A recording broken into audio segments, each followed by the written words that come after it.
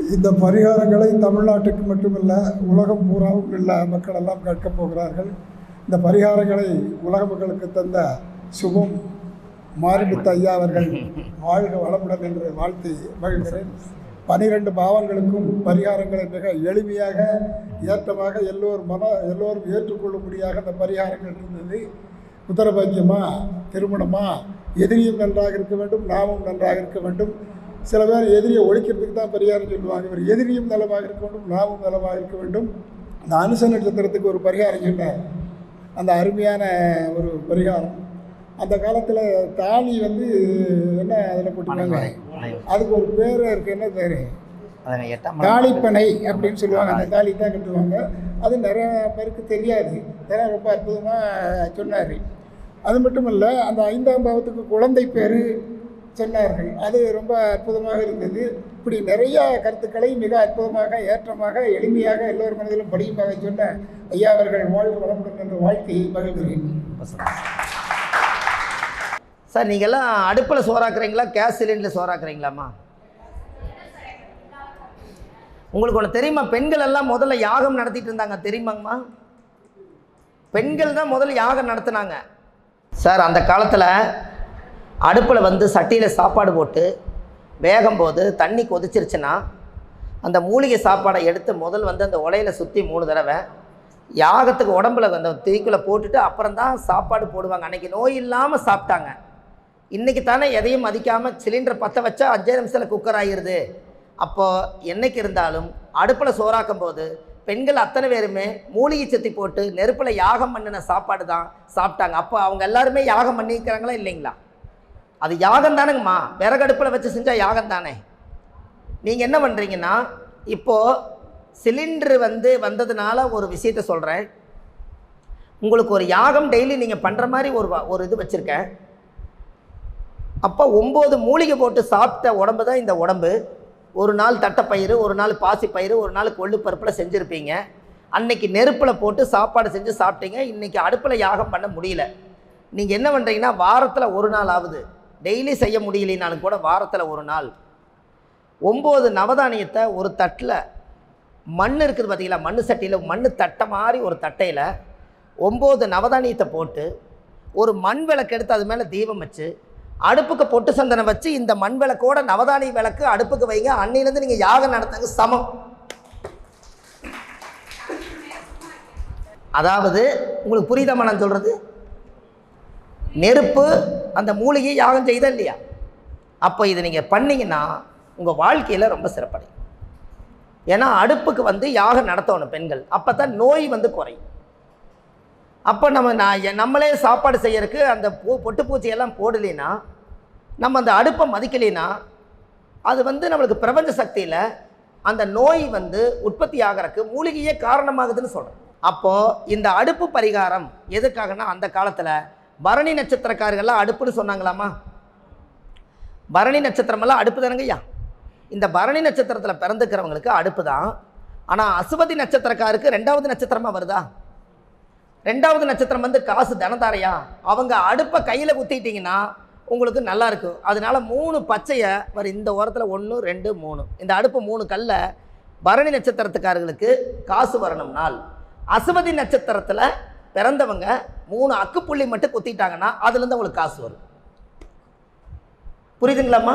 அடுப்பு தானே அது. அந்த காலத்தில் 3 கல்லை கூட்டி வச்சதுக்கப்புறம் தானே உங்களுக்கு ஓவடுப்பில் வந்தது. என்னங்கம்மா?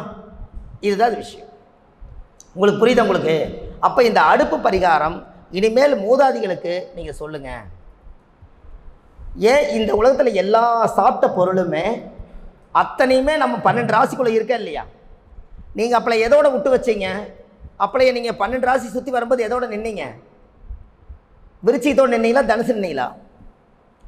அம்மா மேசம் ரிஷபம் மிதனன்னு பால் படிப்பு குழந்தை எல்லாம் கொண்டு வந்தீங்கல்ல, எதோட நின்னீங்கன்னு உங்களுக்கு ஞாபகம் இருக்கா?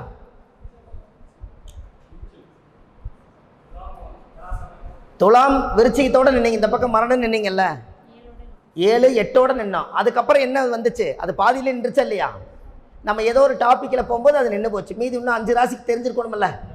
அப்போது 7 8ங்கிறத மரணம். நீங்கள் ஆனால் 7ஆம் இடம் என்பது கல்யாணம், 8ஆம் இடம் ஒரு பெண்ணுக்கு மாங்கல்யம். அதனால் அது காலச்சக்கரத்துக்கு 8. அந்த 8ஆம் இடம்ங்கிறது தாலின்னு வச்சாங்க. அது பனை ஓலையாக இருக்குது. அந்த காலத்தில் தாலி எதில் செஞ்சாங்க? பனை ஓலையில் தான் செஞ்சாங்க. கரெக்டுங்களா ஐயா? அது பனை ஓலையில் தான் செஞ்சாங்க. அப்போ அந்த தாலி பனை ஓலையில் செஞ்சு வாழ்ந்து நேராக 9ஆம் இடம் என்பது அப்பா ஸ்தானம். அதனால் இவர் கல்யாணம் பண்ணி குழந்தை பிறந்து குருன்னு ஒரு குழந்தை உருவாச்சுன்னா காலச்சக்கரத்துக்கு 9 அது குழந்தை தானே. அப்போது 9ஆம் இடம் என்பது அப்பா. அவர் ஜீவனம் பண்ணோன்னா 10ஆம் இடம் தொழில். அந்த தொழில் வந்து நல்லா பாருங்கள், மகரம் என்பது தொழில் ராசியா உங்களுக்கு. இப்போ யாருக்கெல்லாம் தொழில் ஓடலையோ, கழிநீர் அரிசி களைஞ்ச கழிநீர் கலங்குமா, அரிசி கழிஞ்ச கழிநீர், அந்த கழிநீரை அது கொஞ்சம் தவிடு புண்ணாக்கு எல்லாம் கலந்து எருமைக்கு கொண்டு போய் வச்சிங்கன்னா தொழில் நல்லா ஓடும். மாட்டுக்கு வைக்கக்கூடாதுங்க, எருமைக்கு வைக்கணும். ஏன் அப்படி? அருமையாக சொன்னீங்க. சனினா எருமை. கரெக்டாக வந்துருச்சுங்களா? அப்போ அந்த எருமை சாப்பிட்டு உறிஞ்சிச்சுன்னா அது 10ஆம் பாவம் இயங்க ஆரம்பிச்சிருமா, அதிலிருந்து உங்களுடைய தொழில் மூவ் ஆயிடும்.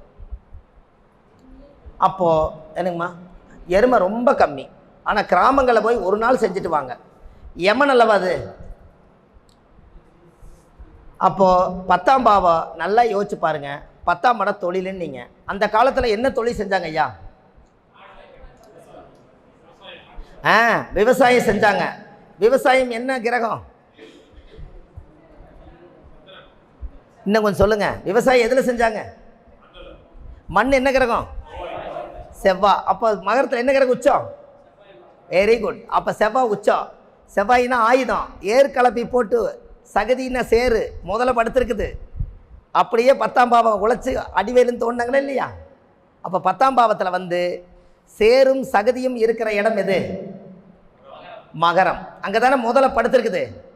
அப்போ அந்த இடத்துல தான் செவ்வாய் உச்சம். அப்போ மேச லக்கணத்துக்கு லக்னாதிபதி 10ல் உச்சமாகிறது மகரத்தில் தான். அப்போ மகரத்தில் போய் நீங்கள் கருதூணி விதைச்சு அதை அறுவடை பண்ணுற இடம் எங்கே வருது? மகரம். மகரம் என்ன மாதமாக வருது? தை மாதமாக வருது. அதனால தானே தை பிறந்தா வழி பிறக்குன்னாங்க. கருதெல்லாம் அறுத்து முடிச்சிட்டாங்கன்னா வழி பிறந்துருமா? அதனால தான் தை மாதம் சூரியன் அங்கே வர்றதுனால தை பிறந்தால் வழி பிறக்குன்னு வந்ததுக்கு காரணம். அப்போ 10ஆம் பாவ தொழில்ஸ்தானத்தில் போய் உழைச்சி ஓடா தேஞ்சு சம்பாரித்த மிச்சத்தை 11ஆம் இடம் என்பது லாபம்ங்கிறது எத்தனாவது ராசி வருது? மகரத்துக்கு அடுத்தது கும்பம். அதனால் கொண்டு போய் பானையில் போட்டு வச்சாங்க.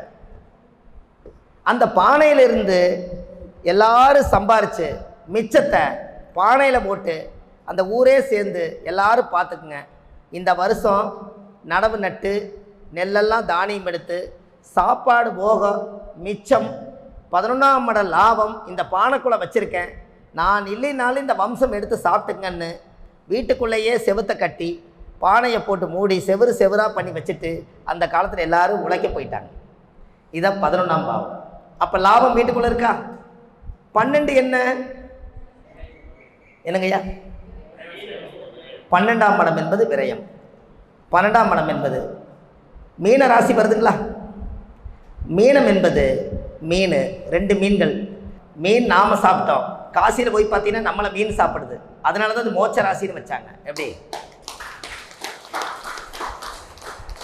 அப்போ மோட்ச ராசின்னு கொண்டு போய் வச்சு கடைசியில் வந்து பிறப்பு அஸ்வினியில் வந்து முடிவு புதன் ரேவதி நட்சத்திரத்தில் போய் முடிஞ்சு மோட்சத்துக்கு போகிறதுனால தான் அந்த மேசத்துலேருந்து மீன வரைக்கும் பிறப்புலேருந்து இறப்பு வரைக்கும் நம்மளுடைய காலச்சக்கரத்துக்குள்ளேயே சித்தர்களும் முன்னோர்களும் ரிஷிகளும் அகோரிகளெல்லாம் இதை ஆராய்ச்சி பண்ணி கண்டுபிடிச்சி உங்களுக்கு இந்த மாதிரி கொடுத்துருக்காங்க. இப்போ இந்த 12 ராசி வந்துருச்சுங்களா? இப்போது இனிமேல் நீங்கள் யார் கேட்டாலும் ஒரு காலச்சக்கரத்துக்கு இப்படியெல்லாம் இருக்குதுன்னு உங்களால் சொல்ல முடியலைங்களா? அப்போ இதெல்லாம் நம்ம அடிப்படையாக நம்ம தெரிஞ்சுக்கிற விஷயம் தானுங்க ஐயா. சார் 5ல் ராகு இருக்கிறவங்க 2வது திருமணம் பண்ணால் சர்வநாசம். அதை மட்டும் எழுதி வச்சுக்கோங்க. 5ல் ராகு இருந்தால் 2வது திருமணம் செஞ்சாங்கன்னா சர்வநாசம். ஆனால் அது ஏன்னு நீங்கள் கேட்காதனால இன்னொரு பரிகாரத்துக்கு போயிடலாம். அப்படிங்களா? என்னங்க ஐயா? சார் 5ஆம் இடம் என்பது என்ன ஸ்தானங்க ஐயா? பூர்வீக ஸ்தானம், 5ஆம் பாவம் பூர்வீகம். ராகு என்பது உறவில் யாரு? பாட்டன். அப்போ பாட்டனுக்கு அந்த காலத்தில் எல்லாமே 2 தாரம் இருந்துச்சான். குழந்தை இல்லைனாலும் குழந்தை இருந்தாலும் அவங்க வாழ்றது ஆரோக்கியமாக வாழ்ந்தாங்க. அப்போ 5ஆம் பாவங்கிறது பூர்வீக சம்பந்தப்பட்ட தோஷம் இருக்கா? அப்போ 5ஆம் என்பது புத்திர தோஷமா? அவங்களுடைய ராகுங்கிறது பாட்டனோட சாபமா? 5ஆம் இடம்ங்கிறது பூர்வ புண்ணியத்தில் அந்த தோஷத்தை இவங்க ஏற்படுத்தி வச்சுட்டா பிறக்கிற குழந்தைக்கு பூர்வீக சாபம் இருக்குன்னு நீ சொல்கிறீங்களா? அப்போ முன்னோர்கள் அந்த காலத்தில் ஏற்கனவே ஒரு வாழ்க்கைக்கு 2 வாழ்க்கை அவங்க வாழ்ந்து முடிச்சுட்டு சாபத்தை கொடுத்துட்டு போயிட்டாங்க. இவரும் அந்த வாழ்க்கையை செஞ்சாருன்னா அவர் சர்வநாசம் ஆயிரும். புரியுதுங்களாம்மா? அதை குறைக்கிறதுக்கு என்ன வழி அதானே பார்க்கணும். எக்ஸ்டெண்ட் பண்ணக்கூடாது இல்லைங்கண்ண. அதனால தான் 5 நீல் அரவு 9 நீல் ஏறவே கொஞ்சம் கூட பிள்ளை இல்லையாம், மக்கள் உண்டு மைந்தன் உண்டு பிறந்துட்டாலும் மையான வரை மண்ணுத்தலை வராது. பெண் குழந்தை பிறந்தாலும் பெண் குழந்தை பிறக்குமா, ஆண் வாரிசு பிறக்காதான். அது மையானத்துக்கு வராதில்ல. புரிஞ்சுங்களா? அதனால தான் 5ல் ராகு இருக்கிறவங்க 2ஆம் தார பெண்ணை திருமணம் செய்யக்கூடாது. அதுக்கு வேணால் ஒரு பரிகாரம் சொல்கிறேன். அவங்களுக்கு கண்டிப்பாக இளமையிலே வாழ்க்கையை தொலைச்சிட்டேன், நான் எப்படிங்க வாழாமல் இருக்கிறதுன்னு கேட்டால், கணவனை இழந்த விதவை பெண்கள் இருப்பாங்க, அவங்களுக்கு நீங்கள் வாழ்க்கை கொடுக்க சொல்லலாம். 5ல் ராகு இருந்தால் அந்த தோசை அதில் அடிபட்டு போயிடும். அவங்களுக்கு வாழ்க்கையே முடிஞ்சதுன்னு இருக்கிறவங்களுக்கு 2 பேர்த்துடைய இருமணம் சேர்ந்து ஒரு மனமாக வாழணும்னு அவங்க சம்மதிச்சா அந்த வாழ்க்கையை அதை நான் அனுபவித்து கொள்ளலாம். இது தவறு கிடையாது. ஆனால் ஏமாற்றமான திருமணம் செய்யக்கூடாது. ஐயா, வியாழக்கிழமை அன்னைக்கு முதல் வர்ற விருந்தாளிக்கு சோறு போட்டிங்கன்னா விருந்தாளி அருந்து போயிடும். உங்களுக்கு தெரியுமா?